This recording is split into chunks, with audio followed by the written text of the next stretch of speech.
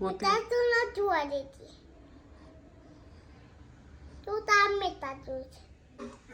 હાલો હું બ્લોગમાં છે ને એ રીતે કહું, બહુ સરસ બનાવી છે, મને બહુ જ ભાવે એટલે એમાં મને બનાવી દીધી છે. છે કે તમારું સ્કિન કેર રૂટીન કયો?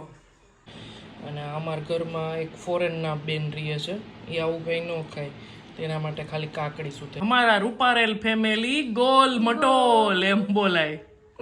જય શ્રી કૃષ્ણ બધાયને, જય જલારામ. કેમ છો બધા? સવારનો ટાઈમ છે 11:05 જેવું થયું છે. અંશીને હજી લેવા જવાની વાર છે 10-15 મિનિટની. હવે કાલે તો છે ને એટલું બધું બર્ડન થઈ ગયું હતું ને કામનું કે કાંઈ વિડીયો શૂટ નહોતો કર્યો, એટલે પછી આજ સવારે એક વિડીયોનું શૂટિંગ કર્યું શોર્ટ્સનું, અને અત્યારે વ્લોગ શૂટ કરી રહી છું. એટલે મેં કીધું વળી પાછું કાલે એક કામ થઈ જાય એમ.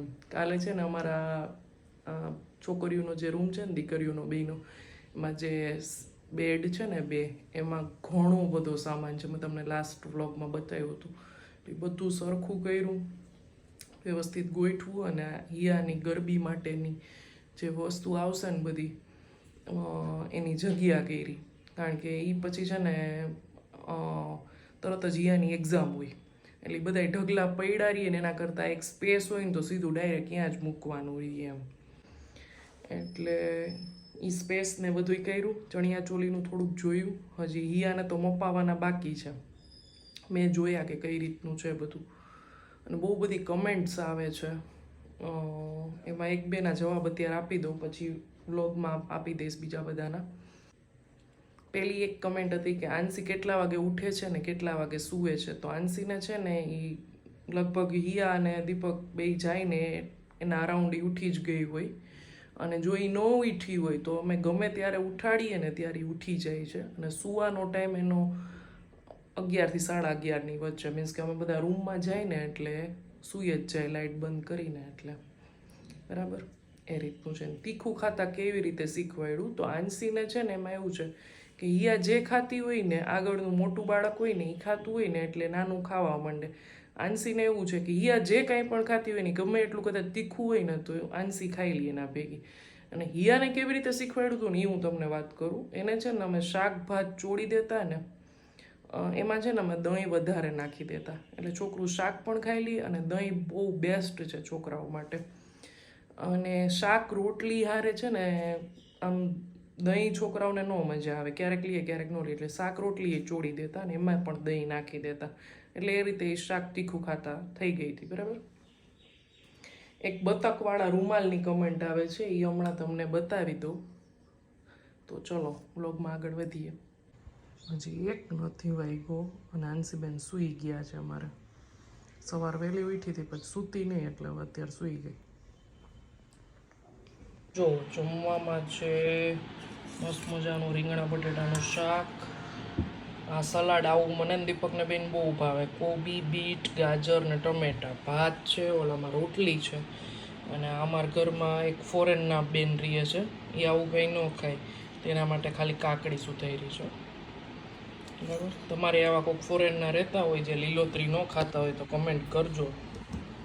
અને નવરાત્રિમાં પ્રેક્ટિસમાં જાય ને ત્યાંથી આવી દુપટ્ટો આપેલો છે, ખોઈલો નથી. ગયા વખતે રેડ આપ્યો હતો, આ વખતે ઓરેન્જ આપ્યો છે, કારણ કે ગયા વખતે નાના ગ્રુપમાં હતી, હવે આ વખતે ગ્રુપ એક સ્ટેપ આગળ વધી ગયું છે એનું ગ્રુપ, એટલે મોટા ગ્રુપમાં આવી ગયું છે. અને આમે બધા ગ્રુપનો કલર અલગ અલગ હોય, એ રીતે હોય. 4 ગ્રુપ છે ને, તો દુપટ્ટો બધા એક સરખો રાખવાનો, ચોલી બધાને પોતાની રીતે. આ દુપટ્ટો બતાવ્યો હતો ને એની પ્રાઇસ પૂછતા હતા, તો મેં અત્યારે જ જોયું મીશોમાં 432 રૂપિયા છે. ગૂગલ પે કરો ને તો, મીન્સ કે ઓનલાઈન ચૂકવો તો, કેશ ઓન ડિલિવરી કરો તો થોડાક વધારે છે, કંઈક 40-50 રૂપિયા. અને આ છે ડકવાળો રૂમાલ, જે આપણે પૂજાની થાળીમાં ને એમાં ઢાંકતા હોય. પહેલાં ઓલા ફોન આવતા કોડલેસ ને એની ઉપર એ ઢાંકીને રાખતા. 13 વર્ષ પહેલાં મારી ફ્રેન્ડે મને બનાવીને આણામાં ગિફ્ટ આપ્યો હતો. અહીંયા બધા વારા હોય ને એ નીકળી ગયા છે. આ રીતના વ્હાઈટ હંસ જેવું છે. બરાબર. मम्मी की रोटी गोल गोल, पापा का पैसा गोल गोल, दादी की बिंदी गोल गोल, दादा का चश्मा गोल गोल, टीचर कहे दुनिया गोल तू भी गोल मैं भी गोल सारी दुनिया गोल मटोल પછી ડેડીનું પેટ ગોલ ગોલ એમ પછી અમારી મમ્મા હિયા બોલ બોલ જોરથી બોલ બોલ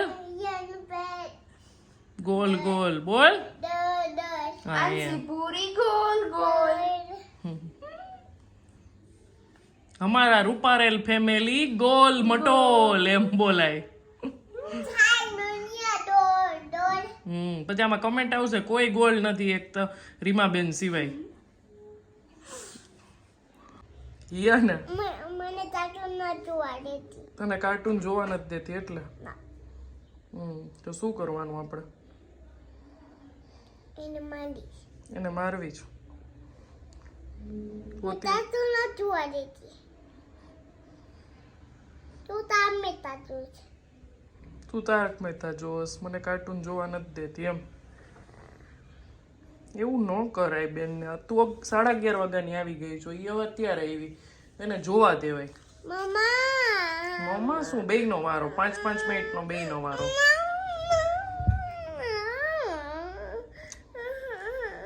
બેડ મેનર્સ કહેવાય આ સામેથી એમ કેવું જોઈએ કે અહીંયા તું જો ઓકે બેય સંપીને રહેવાનું તારી સાથે ડાન્સ કોણ કરે આખો દિવસ કોણ કરે છે ડાન્સ કોણ કરે મમ્મા ખોટી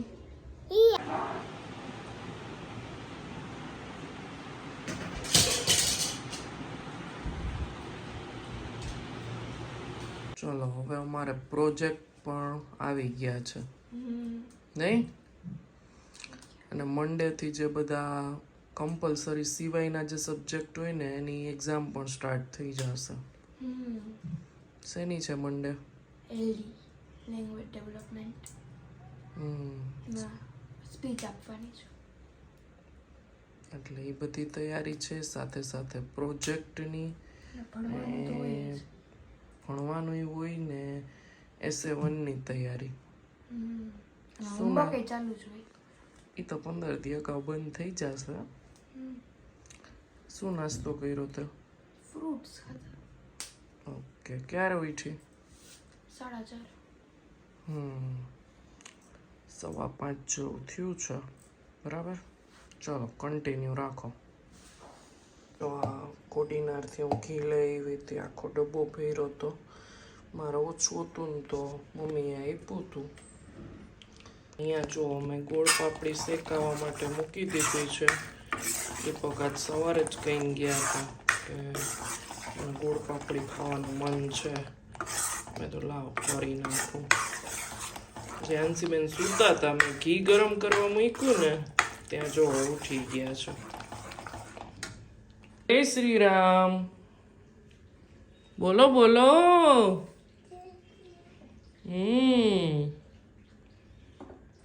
નીની આવી ગઈ હતી કે નહીં તમને હે મજા આવી નીની કરવાની ઓકે યા બેન જો અમારે ફ્રેશ થવા આવી ગયા છે અત્યારે અમારે ફ્રેશ થવામાં એક જ વસ્તુ હોય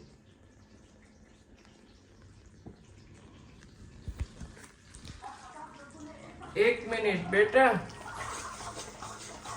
આજ છે ને મને આખી બપોર બોલો ઊંઘ જ ન આવી 4:30 વાગ્યાની હું હિયા 4:20 ઊભી થઈ ને એટલે એ ઊભી થઈને મને નથી ખબર પણ 4:30 વાગ્યાની મારી ઊંઘ ઉડી ગઈ છે અમે સૂતા કેટલા મોડા કારણ કે આંસી આજે ઝપકી લીધી હતી એટલે પછી કીધું 4:30 કે એમ અમે સૂતા હતું 3:30 મને માંડ એકાદ વાર ઊંઘ ચોયડી હશે થોડીક વાર માટે પછી ન આવી દિવાળીનું કામ જ્યાં સુધી પૂરું નહીં થાય ને ત્યાં સુધી આમ જ રહેશે રોજ વિચાર્યું છે કે એક ગમે તે કામ કરતા હોય ને કાલે કિચનનું આખું સાફ કરી નહીં બધું આ જ્યાં હું રેગ્યુલર ક્રોકરી રાખું છું ને હવે આજે છે ને નાસ્તાના ડબ્બા રહ્યા ને એ સાફ કરવાનું વિચાર્યું હતું પણ આજે છે ને 2 વિડીયોનું શૂટિંગ હતું એટલે નથી થયું. પણ હું રાત સુધીમાં કરી તો નાખીશ જ, નાસ્તાના ડબ્બા ખાલીને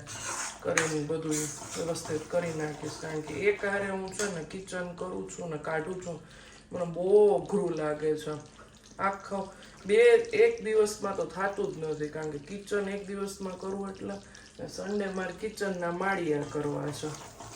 એટલે એ પહેલાં હું રોજ એક ખાનું સાફ કરું ને તો પછી ખાલી મારે અહીંયા ઉપરથી ઝાડા લઈને ખાલી ટાઇલ્સ જ સાફ કરવાની રહી એમ. એક ખાનું કરતાં કેટલી વાર લાગે? ધારો કે કોઈ ડ્રોવર છે, ખાનું છે, વિધિન અડધી કલાક થાય. બધા ડબ્બા વોશ કરવા મૂકી દેવાના, બધું કાઢ ધોતા. આમ ધોતા હોય પણ દિવાળીમાં તો એમ થાય કે ધોવા જ જોઈએ, એમ આમ ફિલિંગ આવે સાફ કર્યાની. થઈ જશે, નહીં વાંધો આવે.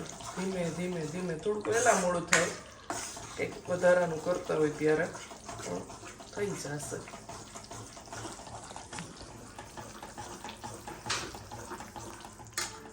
દીપકની ફેવરિટ ગોળ પાપડી આવીને તરત ખાઈ લીધી. કેવી બની? બહુ સરસ, અતિ સુંદર. આમ આવો રિપ્લાય આપને એટલે કોકને એમ થાય કે આ છે ને વ્લોગમાં જ સારું કહેતા હશે, ઓમ કાંઈ નહીં હોય. તો કેમ કેવું? બોલો તો હાલો, હું બ્લોગમાં છે ને એ રીતે કહું, બહુ સરસ બનાવી છે, મને બહુ જ ભાવે, એટલે એમાં મને બનાવી દીધી છે. મને અતિશય ભાવે છે, બહુ સરસ બનાવે છે એમાં, એના હાથની તો એડિટ થઈ જશે આ બધું. કાં તો એડિટ થઈ જાય, તો એડિટ થઈ જાય. કમેન્ટ કેટલા ટાઈમથી આવે છે કે તમારું સ્કિન કેર રૂટીન કયો? તો સ્કિન કેર રૂટીનમાં હું શું કરું છું ને પૂછો તમે દીપકને. કોઈ દી પાવડર લગાડું છું? આપણી પાસે કોઈ એવા પ્રોડક્ટ છે? ફેસ વોશ જ ખાલી એક કરે, બાકી કોઈ વસ્તુ નથી કરતી. હું એને ઘણી વાર કહું કે કરતી હોય તો આમ ન કરે. કોઈ વસ્તુ કોઈ દિવસ મારા મોઢા ઉપર તમે લિપસ્ટિક નહીં જોઈ હોય. એટલે આ ચર્ચા આની પહેલા એક બે જણાએ પૂછ્યું હતું ને ત્યારે આપણે બ્લોગમાં કરી હતી, પણ હું કોઈ વસ્તુ કરતી નથી. અને હેરમાં કાંઈ નથી કરતી. એક હેરનો સ્પ્રે યુઝ કરું છું, એ આપણે બ્લોગમાં બતાવેલું છે. હેરફોલ ન થાય એના માટે. હા, હેરફોલનો છે, એ તમને અત્યારે બતાવી દો. એ એક બીજા બેને કમેન્ટ કરી હતી. એક મિનિટ આનશું. અને એક ફેસ વોશ તમને મામા અર્થનું જે હું યુઝ કરું છું ને એ બતાવી દઉં. બાકી હું કોઈ વસ્તુ કરતી નથી. હા જો,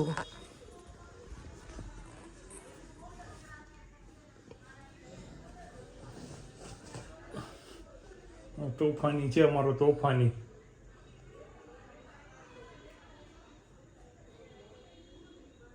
આ છે ને હેરફોલ માટેનો જે સ્પ્રે છે ને એ છે. કેટલા ટાઈમ પહેલાં એક બેને રિક્વેસ્ટ કરી હતી પણ હું ભૂલી જતી હતી, સોરી એના માટે. કેવી રીતે યુઝ કરવાનો ને એની આખું બધી મેથડ અહીંયા લખેલી છે. અને આ છે ને મામા અર્થનું ફેસ વોશ. હું મુલતાની મીઠી યુઝ કરું છું, પણ એ અમને છે ને મને ક્યાંય નજીકના સ્ટોરમાં ન મળ્યું ને ઓનલાઈન ન મળ્યું, એટલે આ વખતે આ ઉપટન મગાવ્યું છે. પણ યુઝ કરું છું મામા અર્થનું જ, બરાબર. એટલે આ એક વાત હતી. તો રાત્રે જમવામાં બનાવ્યું હતું પાલક પનીર. પનીર પણ મેં જાતે ઘરે જ બનાવ્યું હતું, કારણ કે હું બને ને ત્યાં સુધી પનીર બહારથી અમે લેતા નથી. અને થોડુંક પાલક ખરાબ નીકળી હતી ને એટલે ગ્રીન કલર થોડોક ઓછો આવ્યો છે, કારણ કે થોડીક એવી જ હતી પછી પાલક એટલે. અને બધાને સાથે ખાવી હતી, રોટલી પરાઠા કે એવું કોઈને કાંઈ નહોતું ખાવું. બહુ જ ટેસ્ટી બન્યું હતું સબ્જી. અહીંયા સુધીનો જો તો વ્લોગ કેવો લાગ્યો ને કમેન્ટમાં જરૂરથી કહેજો. આવજો બધાય.